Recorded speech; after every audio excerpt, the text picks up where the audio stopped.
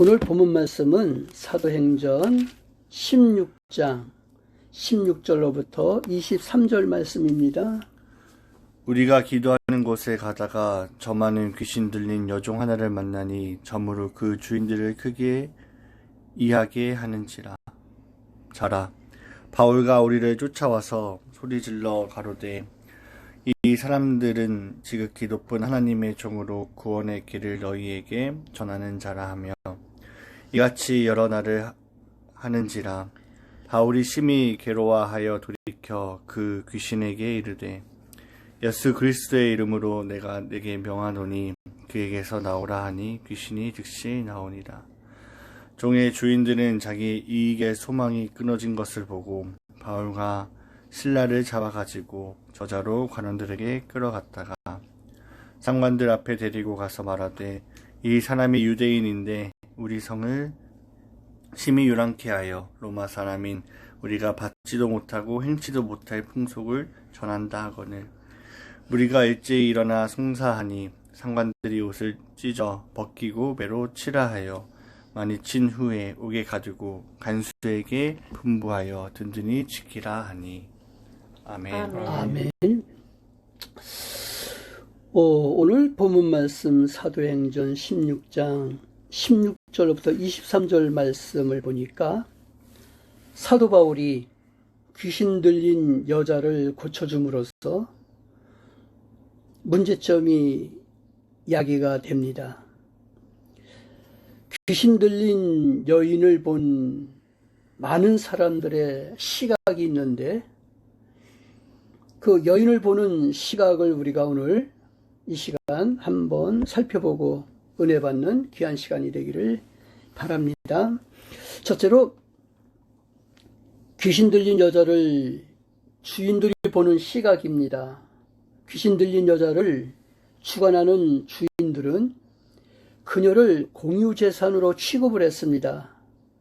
그녀가 신접했다는 것은 그녀의 주인들은 오히려 다행한 일이라고 생각했습니다. 그것은 그녀가 신접함으로써 돈을 벌 수 있었기 때문입니다. 그들은 그녀를 돈벌이의 도구로 사용했던 것이죠. 생각하고 사용했던 거예요. 즉 인간을 영리의 수단으로 본 것이죠. 그런데 이 귀신 들린 여자를 보는 시각은 또 다른 시각이 있었습니다.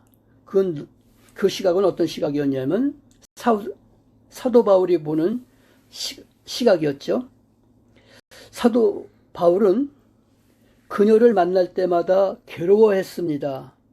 18절 말씀해 보니까 괴로워하여라는 말은 철저히 괴로워하다라는 의미입니다. 사도 바울은 그녀의 주인들의 비인도적 행위와 그녀가 흉악한 귀신에 사로잡혀 있음을 보고 괴로워했을 것입니다. 그러나 사도 바울은 그녀의 주인들의 물질적 손익보다 먼저 한 사람의 영혼을 중요시했다라는 거죠.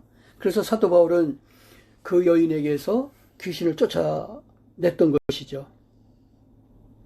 그리고 또 귀신 들린 여자를 보는 시각이 하나 또 있는데 그건 어떤 시각이냐면 상관들의 시각입니다.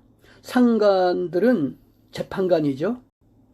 이들의 시각에는 중요시해야 할 여인의 인권이나 사회의 정의 같은 것은 안중에도 없는 겁니다. 다만 자국민을 손에 보였다는 관점에서 사도 바울의 일행을 때리고 감옥에 가둔 거죠. 투옥시킨 겁니다. 이들은 귀신 든 여인을 고쳐줄 것에 대해서 기뻐하는 사람들이죠.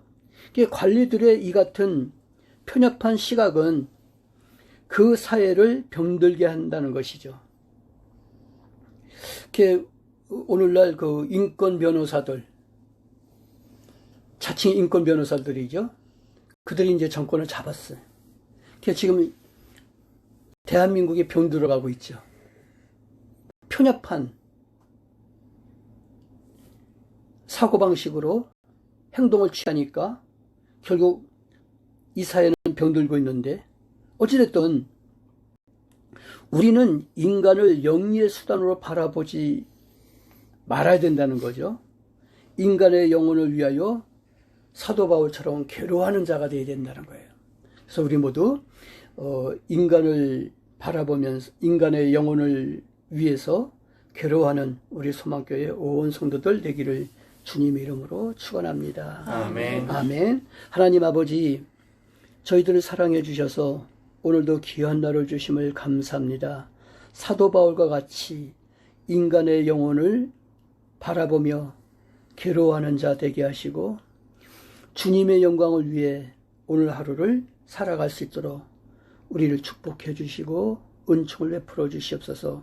더 강한 믿음을 우리 모두에게 허락해 주시기를 간절히 바라고 원하며 우리 주님 예수 그리스도 이름으로 기도하옵나이다. 아멘.